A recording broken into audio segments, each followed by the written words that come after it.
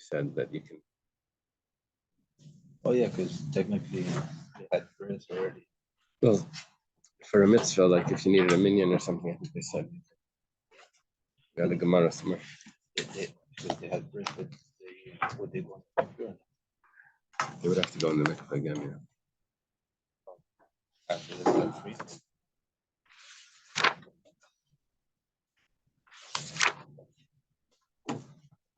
Okay. I think we're holding by Peches Amud Aleph on the bottom. Is that correct? Yeah, we did that difficult piece with the children don't die because of the fathers. We went through that quickly. Okay.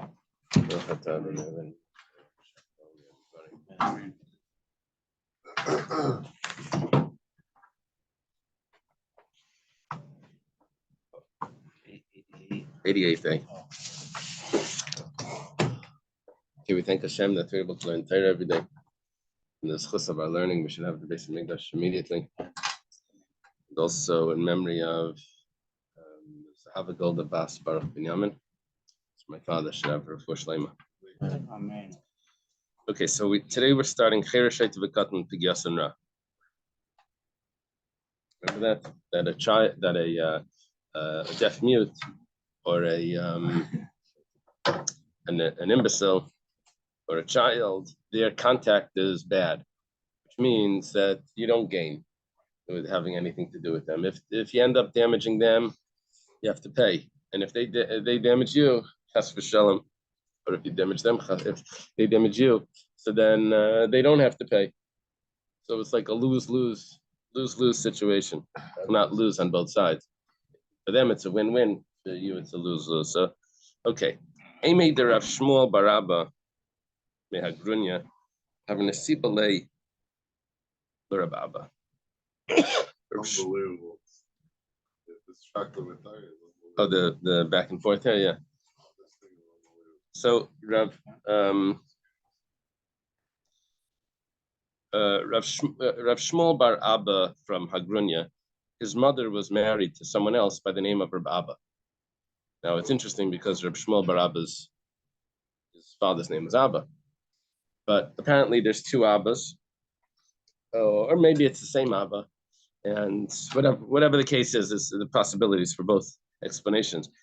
But the mother of Rav Shmuel Bar Abba, Kasavtinu l'nichsei Rav Shmuel Bar Abba bra. She, while she's still married to her husband, possibly her second husband, she writes all her belongings over to her son, Reb Shmuel Bar Abba. You know, Shmuel Bar Abba can't take those belongings yet because they're only for after she passes away, right? She's writing it, I think, as a will. Is she writing it as a will or is she writing it as a gift? She's trying to gift it before she dies. She's giving it as a gift. She's giving it before she dies. Okay. Basa de Shchiva, after she dies. So Azul Rav Shmuel Bar Abba Kamei Rav Yirmiyah Bar Abba. So Rav Shmuel Bar Abba goes to Rav Yirmiyah Bar Abba in Ukmei Benichse. He says, okay, go take whatever your mother gave you. Azul Rav Abba, the husband goes, Amra Lemilse Kamei Rav Aisha. He goes to Rav Aisha. Azul Rav Aisha, Amra Kamei Rav Yehuda. Rav Aisha goes in front of Rav Yehuda. Amalei Hachi Amar Shmuel. Shmuel says that doesn't work like that. That the child cannot take it. Why? Because it says a woman that tries to sell her nichse malug. Those are the properties that she brought into the marriage. That after the marriage ends, she takes it out. She takes those properties back. So what we're talking about over here is that it's really what she's giving is her nichse malug. She's giving her privately owned properties that the husband has the rights to use. Right. But she owns the goof. She owns she owns the item, and he gets all the services of it. She has a business. He owns the benefits. He owns the benefits. Correct. It says here use of fruit. Yeah, the use of fruit. That means the fruit. It means the fruits. The fruit. The fruits. Use of the fruits. The use of the fruits. Right. So Rab Hoshia goes to Rabbi Yehuda. He says that Shmuel, who's the teacher of Rabbi Yehuda, says that a woman that sells nichse malug while her husband's alive, no, she can't really sell it because her husband has the usufruct. Her husband is able to use that. So Habal Maitzi Miyad Ala Umesa, and then she dies. Habal Maitzi Miyad Ala Kuchas. What happens is after she dies, the husband goes to the purchaser and says, "I know my wife sold that to you, but you're not getting it because she didn't have the rights to sell it." Now, what's interesting, because the woman really owns the basic, the substance of it. It's only the husband only had the kinyan peiros, the usufruct. He only has the rights to use it. But somehow that's strong enough to stop from the wife's sale. Okay. So what happened over here is very similar. You have to match this up. You have to match up Rav Shmuel Bar Abba, right? He would be like the purchaser. Let's put him as the purchaser. And then we have the wife that's selling something to the purchaser. In this case, she's not selling it, she's gifting it. Yeah. And then the husband is allowed to come in and say that what you got is really nothing because I had the fruits. So this Rabbi Abba, who's the husband of the mother of Shmuel Bar Abba, is bringing this as a proof that Shmuel Bar Abba, you don't get any of those fruits because your mother wasn't able to sell it. Okay. Amrua Kamei de Rabbi Yirmiyah Bar Abba. He's saying his stepfather is saying that he doesn't get it after she passes. That Shmuel Bar Abba doesn't get it. Not the fruits. He doesn't get the land. He doesn't get anything because he had rights to it the whole time. Right. So that sale was really nothing. But that's only. Oh, yeah. Sorry. That's only if she dies before him. Yeah. The wife dies for the husband. Yeah, yeah. Otherwise, she would take it back if the marriage ends either with death of the husband or a divorce. She ends up with those fruits. Yeah. Then she can, in order for it to be like a valid gift, the current husband has to like sign off on it. Right. No, she could give it away if the husband would sign off on it. Right. He's not around. Well, he is around in this case. The husband is around. Oh. She's dying first. Oh, she's dying. And then then the son is trying to take it, or the purchaser would be trying to take it, and then the husband steps in and says, I don't know what my wife did, but she had no rights to do that. So Amro Kamid Rabbi Yirmiyah Bar Abba Amar Lahu. Rabbi Yirmiyah Bar Abba says, I know Masnisa Yadaina. I know a Bryce. Sounds like Masnisa. Sounds like a Bryce, but it's a Masnisan. The Rashash corrects it. Also, we have a missing. Yeah. So now I know Masnisi. It's really supposed to be Masnisan. Gadana. The Rashash corrects it. I know a Mishnah. Masnisa means a Brisa. Masnisan means a Mishnah. The Tanan, as it was taught in the Mishnah.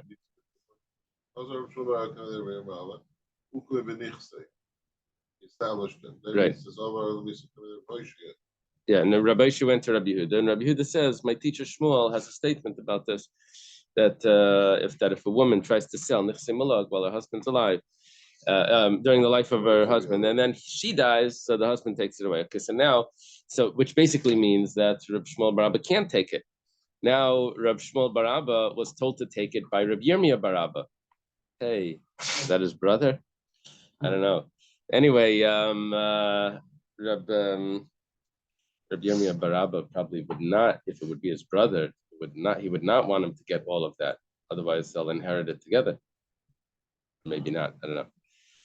So Rabbi Yirmiyah says, I don't know. I hear what you're saying in the name of Shmuel, but I know a Mishnah. It says, the Mishnah says like this. What we're going to do now is we're going to, you have to see like who's taking whose spot in the scene, right? So if someone writes over to his son his possessions, that means he's giving him, this is called Hayoy Malacha Maisei. You could take it, you own it from today, but you don't get to really use it till after he dies, after the father dies. So the son can't sell these things that he's been gifted because the father's still using it while he's alive. The father can't sell it because he gave the basic rights, the ownership of it, to the son. Okay, now, machar ha'av. Let's say the father did sell it. So, and the father has the right to eat the fruits, right? The father's still using it until he dies, and then the son takes it.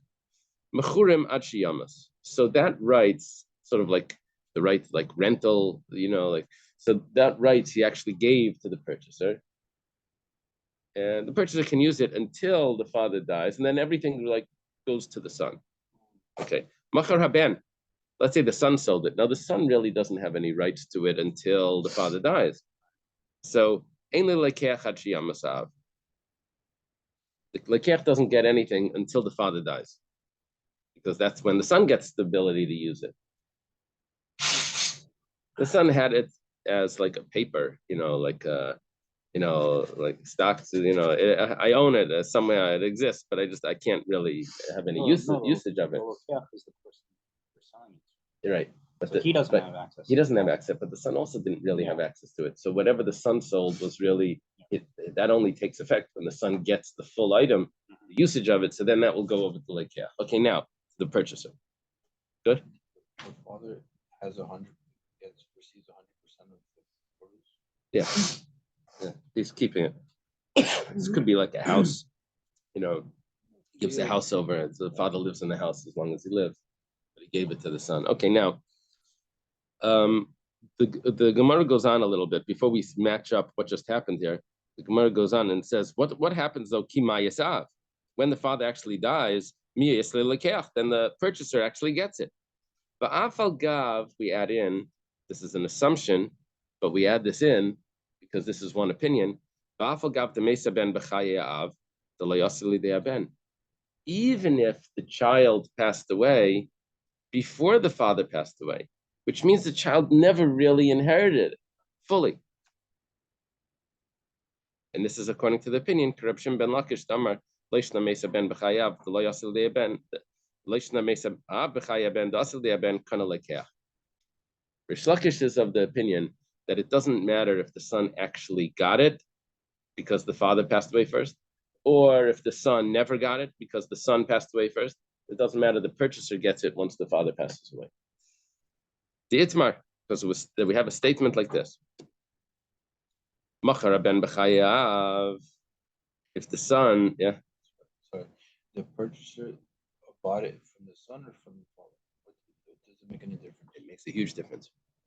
If the purchaser bought it from the father, then he can eat the fruits until the father dies, and then he's out of there. Then it belongs to the son. That whole sale is that the purchaser is gone. If the son sold it, then he doesn't get anything until the father dies. Once the father dies, then the purchaser gets it. Now, what about where is the son now? Now, if the son is alive, then for sure the purchaser gets it because it goes like via the son to the purchaser. But let's say the son already died. So it never really makes it to the son. So there's the sale that the son gave still valid. If the son dies and he never really inherited it, and the father was holding on to it, does it go directly from the father to the purchaser? So that Rish Lakish says yes. Okay, now, Ditmar, we have a statement. Machar ben b'chayav. If the son sold it while the father's alive, Umesa ben b'chayav, but then the son dies, which is the case that we're mentioning now. Rabbi Yochanan holds that the purchaser does not acquire it. We'll see in a moment why. Rish Lakish says yes, the purchaser does acquire it. Rabbi Yochanan says that the lekeach doesn't acquire it. Why? Amarlach, he would say to you, Kiktani masnisin. Remember, we learned in a Mishnah that Rabbi Yirmiyah bar Abba quoted to us that if someone writes his possessions over to his son, and then the son sells it, so it's when that Mishnah said that Kiktani masnisin machar aben loikana lekeach hachiyam sa'av, that if the son sells it, the purchaser doesn't acquire it until the father dies. V'chimai is obviously lekeach, but when the father dies, then he does get it. That would only be in a case that's only if the child was still alive by the time the father dies. That means it goes over to the child, and then it goes to the purchaser. Aval Mesa ben b'chayav. But if the child wasn't alive when the father dies, then never comes to the son's possession. When the father dies, it doesn't go to lekeach either. It doesn't go to the purchaser. What Rabbi Yochanan is basically saying is that the father, although we're saying that he's just like a renter, he just has usufruct. He just has those rights to use it. Rabbi Yochanan says that those rights is like the full ownership. So what the son sold is not, the son had no right to sell anything unless the son fully acquires the usage of it. It's sort of like, what is ownership? What is ownership? Is ownership just some like a vague thing that you own it? Or is ownership the rights to use it? That's ownership. Now it's possible to have rights to use it and not own it. That would just mean have to do with time. You have rights to use it, but you don't own it because you have to give it back. But let's say you own it forever. Let's say you have not own it forever. Let's say you have the rights to use it forever. Does that mean that you own it? If you ignore the time aspect of it, Rabbi Yochanan says that if you have the rights to use it, basically means you own it. It's like a lease. But a lease, the reason why a lease is because it ends. This Let's say this doesn't end. Ends when the father passes away. Yeah, but if you view time differently, that you view time as like segments, not as a continuum. Let's say, there's different ways of looking at time, philosophical concept. But if you look at time as like segments, so then there really is no difference between owning something for 100 years or owning something forever or for a day. Or it's all segments. It's all segments. So I have full 100% ownership of it as if it was forever for right now. We see this like in real estate. Sometimes they do 100-year lease. Right. It's gonna Right. most That's of the it. time. Right. That's because we look at that as a lease. We look at it as as something that's going to end. So it's just the usage of it. Rabbi Yochanan doesn't look at it like that. He looks at it that the usage of it is the ownership. So there's basically, according to him, what the son did, he didn't have any rights to do because the father is the one that really owns it. Kinyan appears, Kinyan aguf. The son tried to sell it. The son never even acquired it. Okay. Let's take a look at Rish Lakish. Reb Shimon ben Lakish says, "Kana lekeach." No, the lekeach acquires it. And kiktani masnisin machar ben ein lekeach at yamasaav. The Mishnah that says if the child sells it, we have to match it. You have to get pre-check. So kiktani mas machar ben ein lekeach at yamasaav. But when the father does die, then the lekeach does get it. Doesn't matter if the child is alive. The child did not die. It means he's alive. When the father dies, that means that the child took possession of it. It doesn't matter if the child passed away while the father was alive. And that he never took possession of it. Kana lekeach. Lekeach acquires it because what the child sold was a full sale. Because the father's ownership is nothing. Father was just using it. He didn't own it. The son owned it. Alma kasavar kinyan peirs lavke kinyan aguftami. B'chikazavan di zaven. Okay, so what we're talking about now, why are we getting into this? We're getting it seems like we're getting off topic. The concept is like this. I have a woman that has nichsei malug. She has her own personal possessions. I have her son, and then I have the husband. The husband over here is in. Now we have another case. Now let's go to another case. Yeah, you have a Wi-Fi. Example, this might be You have a pen with it too? You have a whiteboard.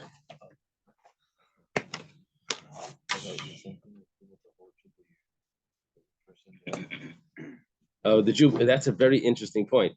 You hear that? If someone owns something for the Jubilee, do you own, when someone sells the property, do you own is it a Kinyan Aguf or is it a Kinyan Paris? That's a very interesting point. Okay, let's take a look over here just to match this up. We have two scenarios. I'll hold it up in a moment. But I have a husband. Okay, let's do the husband. And I have the wife. And I have the child, which we'll do over here is Rabbi Shmuel. Yeah, I don't know. Oh, this actually his name is Rabba, but let's make the child over here. By the way, guys, And this is Rabbi Abba. And this is Ame. All right, yeah. Rababa, Rishmal. Okay, now we have to match in what's going on. Okay, Rababa owns the fruits.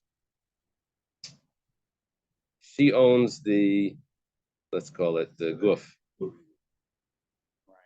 Okay, now it's sold. It's basically given to him. Okay, now in the next case, we have.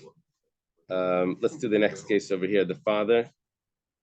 I have a father. That's the Av, and I have the son. I have the Ben. And then I have the Lekeach. Let's put the Ben in the same place as the mother. So it matches up. I have the father, I have the Ben. And then I have the Lekeach. Okay, so now the father owns the fruits. The Ben owns the guf. And the Lekeach is the recipient from the. This matches up, so both circumstances. Yeah, what's happening here is that both of these stories are the same story. I can't see it, but the basically the mother is giving it over here. The one that owns the guf is giving it to the son, and over here the son that owns the guf is giving it to the lekeach, to the purchaser. So what we want to say now is that if it's automatic, if the father doesn't really, the father here and the husband here don't really own anything here because it's just Kinyan Paris.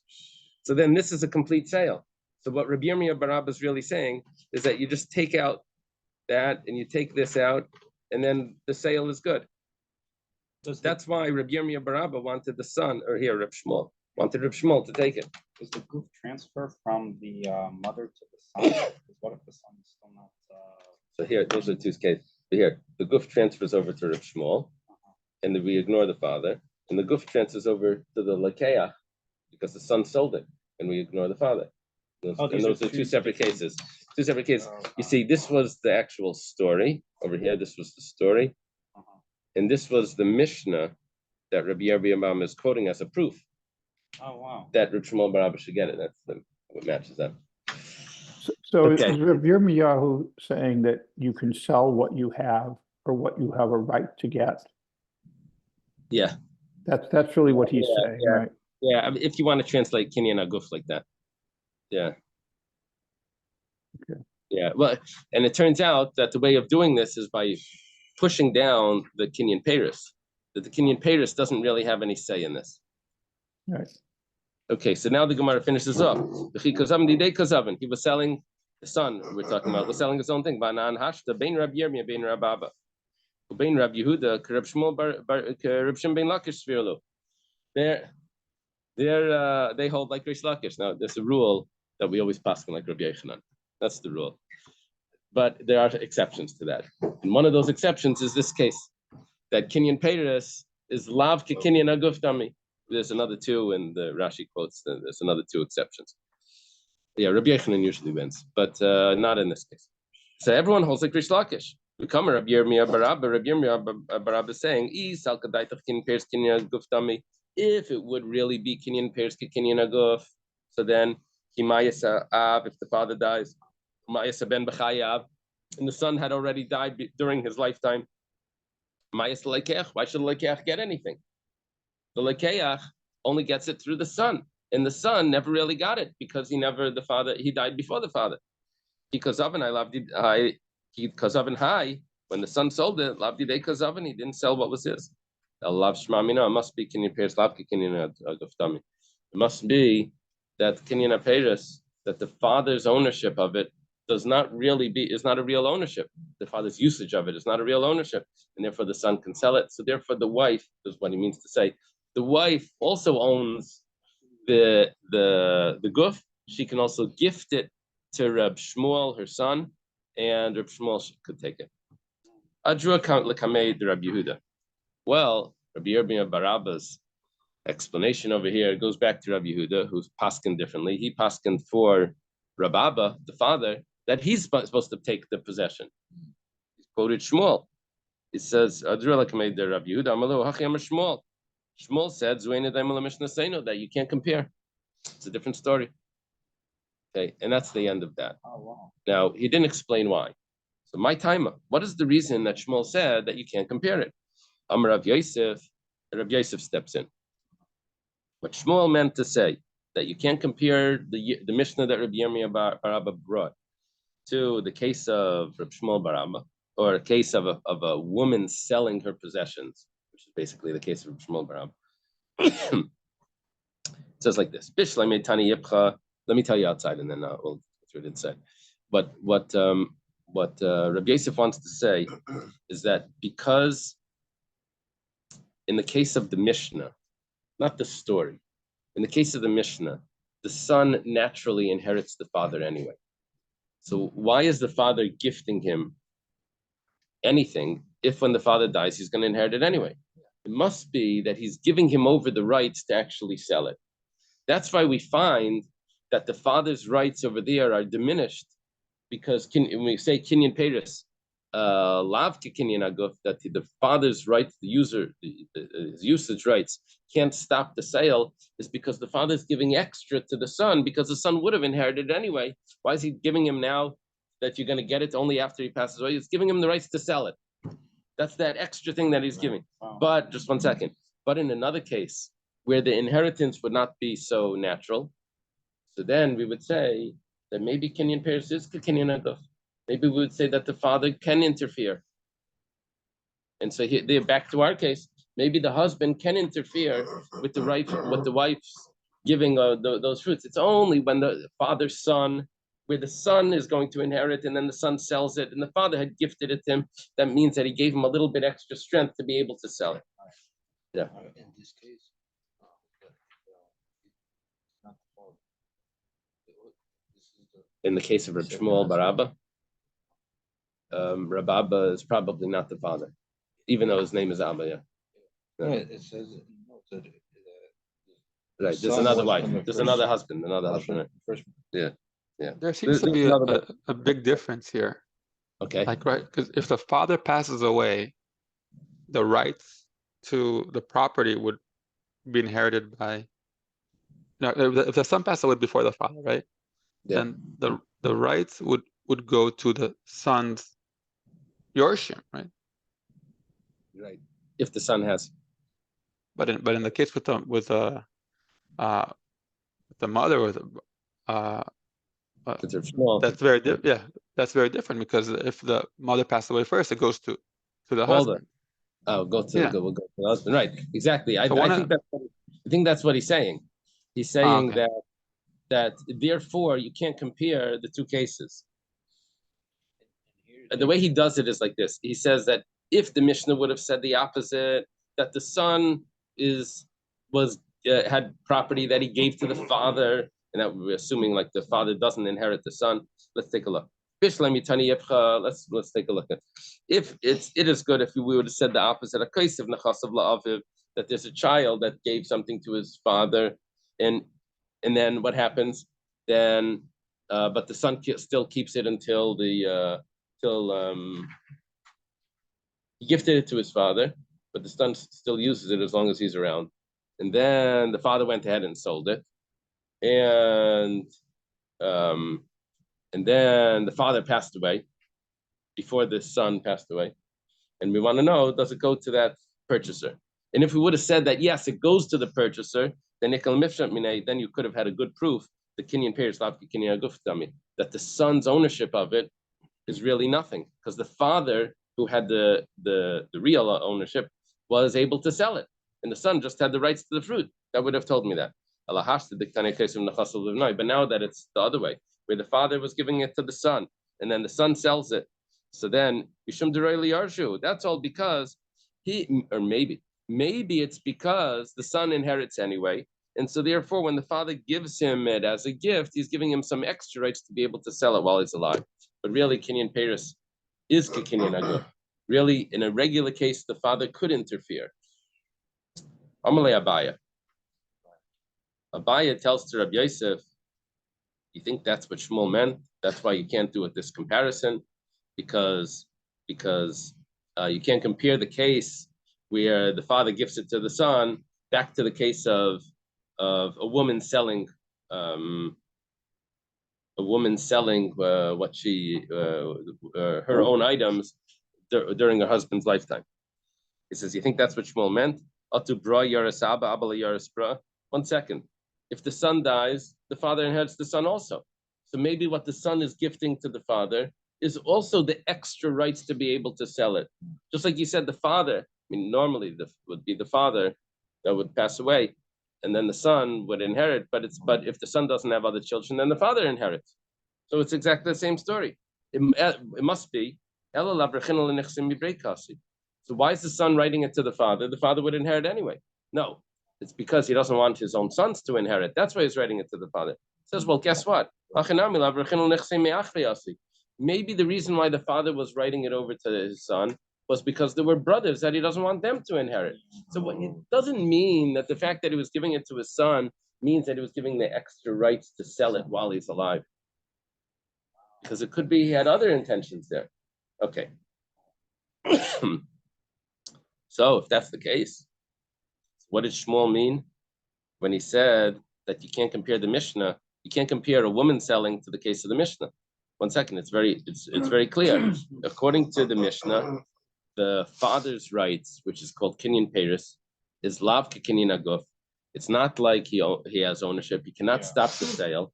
So why are we saying that the woman can't give her things? The woman should be able to give her things, just like the son can give his things, and the father over here, the husband, can't interfere.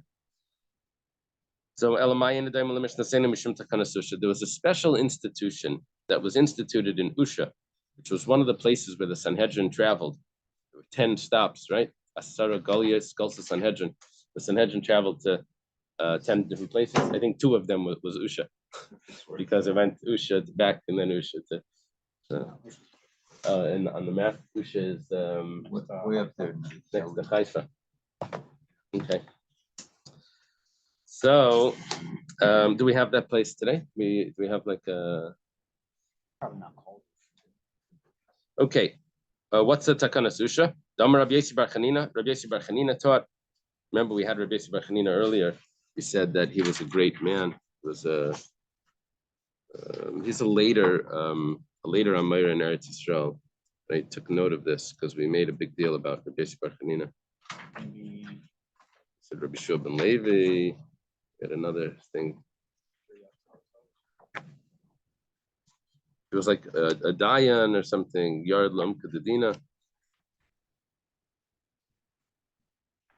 Anyone remember?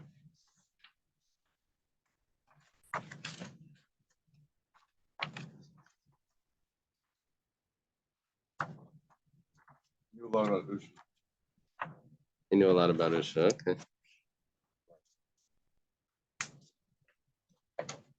I don't remember. The husband eats the fruits. Yeah. No, that was Reb Nassan was a dayan of the Yardim Kedina. He had somewhere Rabbi Yossi Bar Chanina, something special about him. Okay. So Rabbi Yossi Bar Chanina says in Usha Heskino, in Usha they instituted that the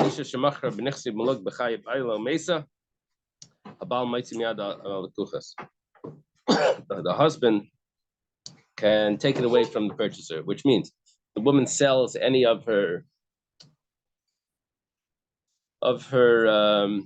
not her usufruct, anything that she brought into the marriage. Let's say What happens to the fruit? Does the husband keep eating the fruit? the husband keeps eating the fruits, yeah. While anything that the woman brings into the marriage, if it's not put in the ksuba, then the husband has the rights to it. And if they get divorced, then she takes it out. If she dies, the husband keeps it as a. There is another type of thing that she brings into the marriage where it's put into the ksuba, that if they get divorced, she takes that out. That's called tzayin barzel. Let's say tzayin barzel. And over there, the husband has to take responsibility that if it gets worth less, that he has to fix it up. If it gets worth more, the husband actually keeps it. But it has to stay the same value. But regular nichse malug, regular things that are not written in the ksuba. She brings in items. She owns a car before she brings this in. The husband is allowed to use all the things that she brings in, but she still owns them if they get divorced. Now, let's say she sells them. Let's say she sells them, and then she dies. So the husband is the first inheritor over this, and the husband can go to the purchaser and take it back. And then she dies. Basically, what just happened here is that remember Reb Shmuel Bar Yitzchak's mother had given him her property. Well, now she dies. The husband, Reb Abba, steps in and takes it from Reb Shmuel Bar Yitzchak because it's as if she sold it while he was alive. The husband is the first inheritor. He comes in and takes it. Special institution. Do you have any notes why they instituted that? Does it say why? There's some ordinance of It says that there shouldn't be shalom bayis issues. She expected to inherit it. Oh. Wife or something. It would make fights. Here, a very interesting comment on the bottom. He says, this seems to be supporting and against. Oh, that's a problem. That's a Taisvus asks problem. that. That's a problem. Taisvus asks that. It's actually the opposite on the opposite. Yeah. It's almost a question on Rabbi. Yeah, so let me bring this up.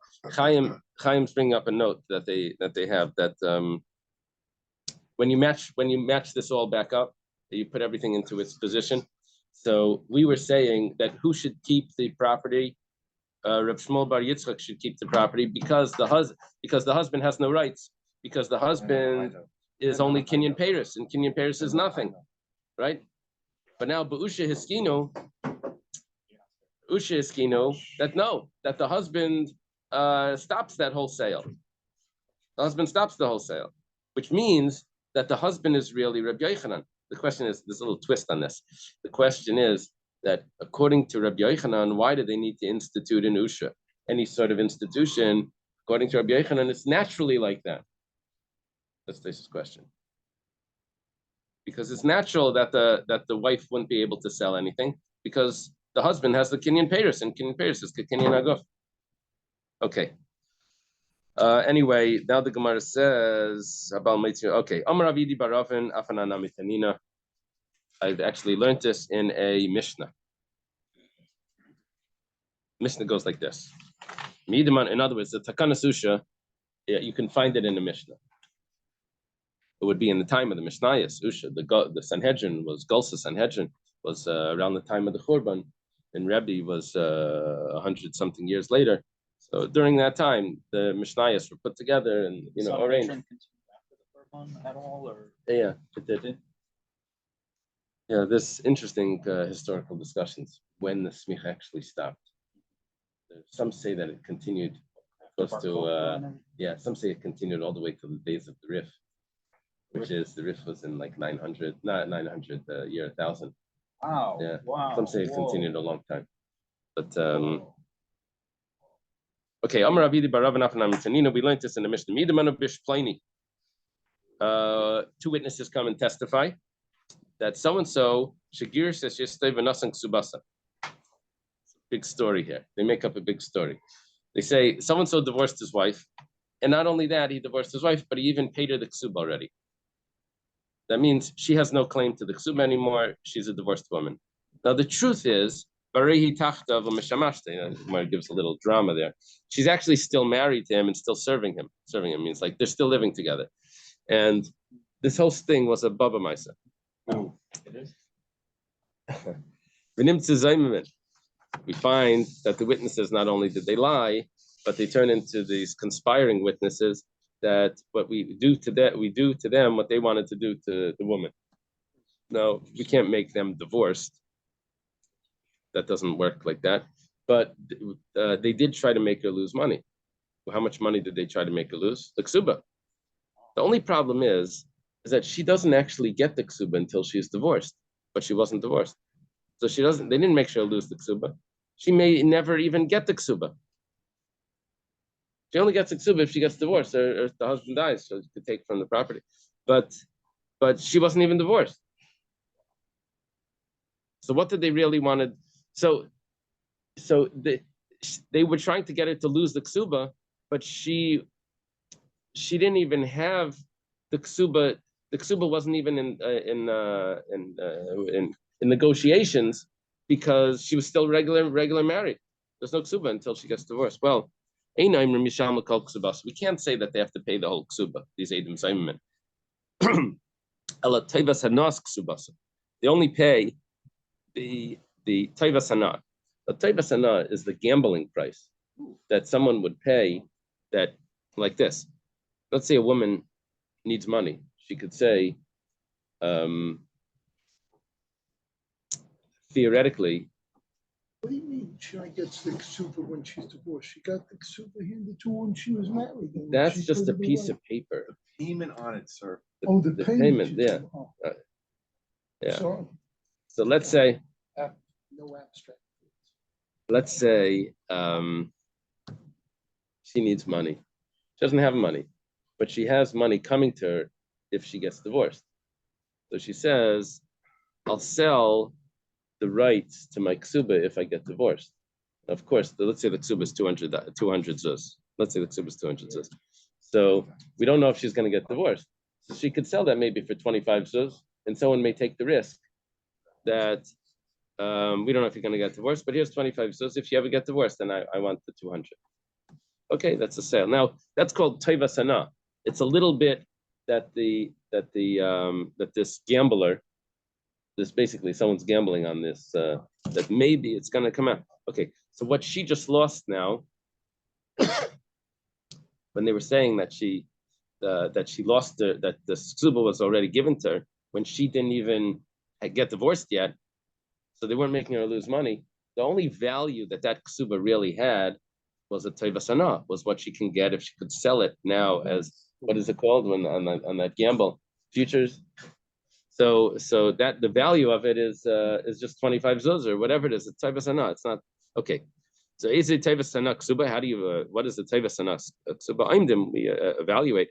Kamma Daf writes litin b'ksuba shel zushim nesamle niskar shivamesi or shena baila.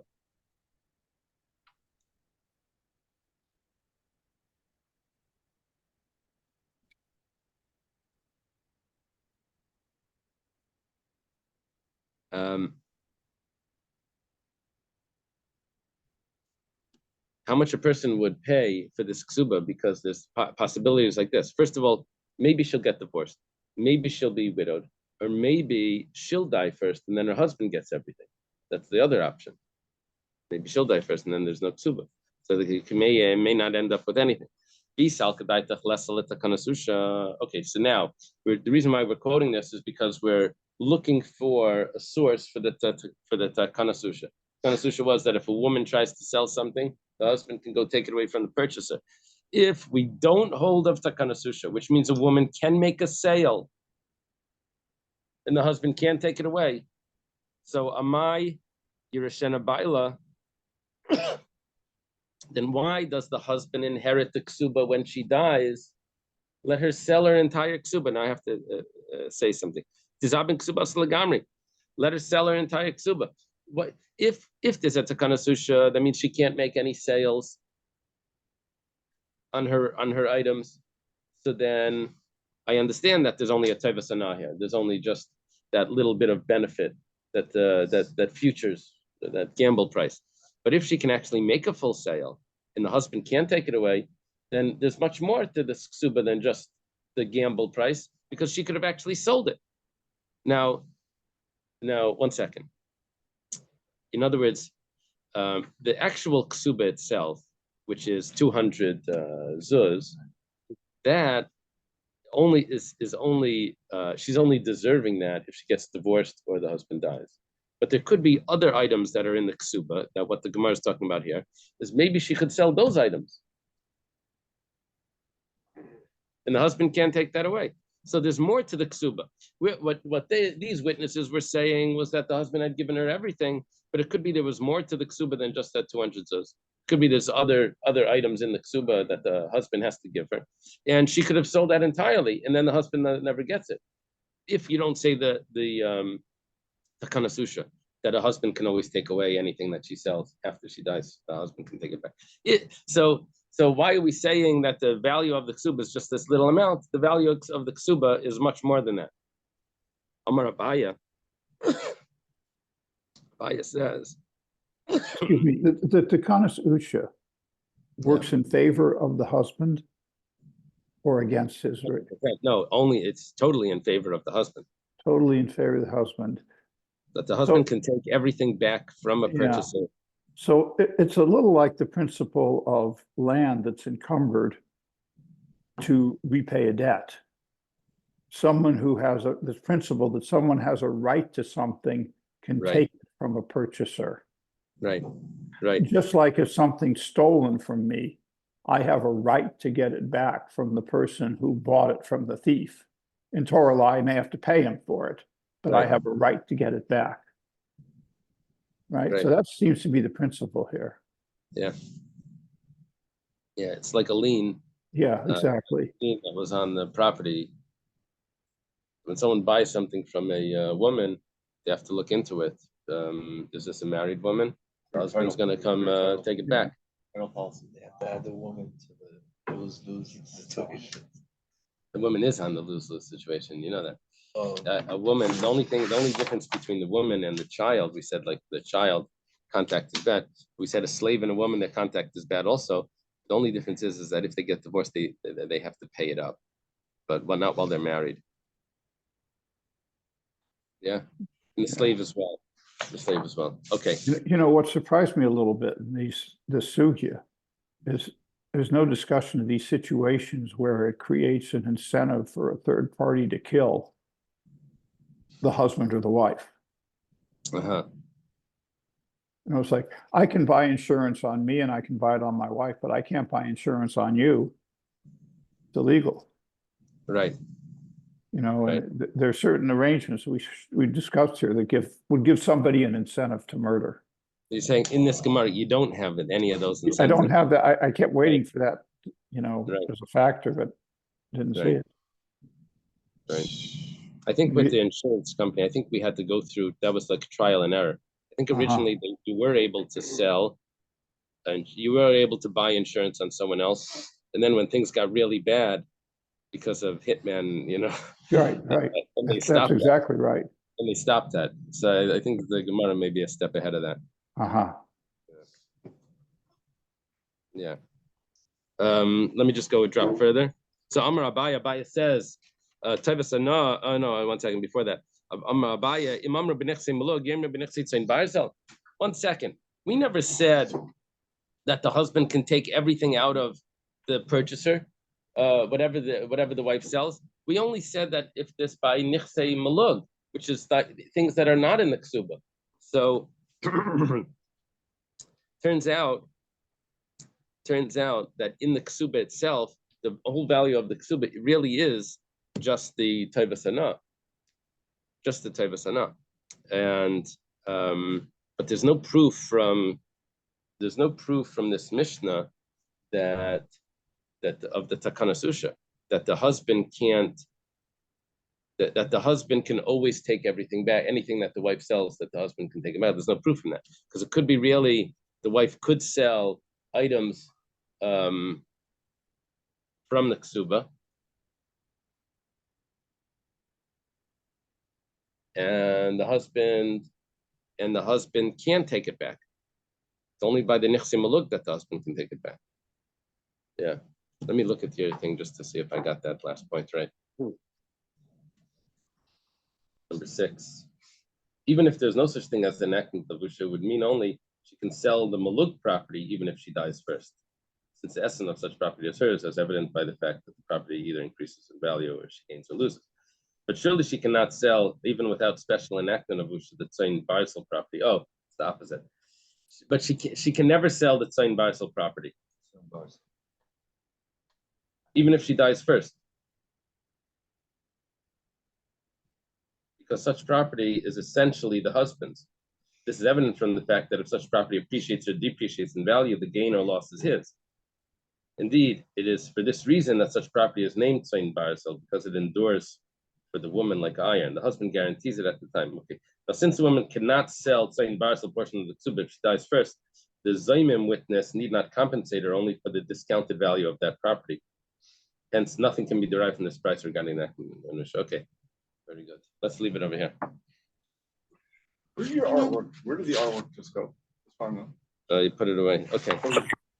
Thank you. Have a good day. Have a good day. If you think of it, could you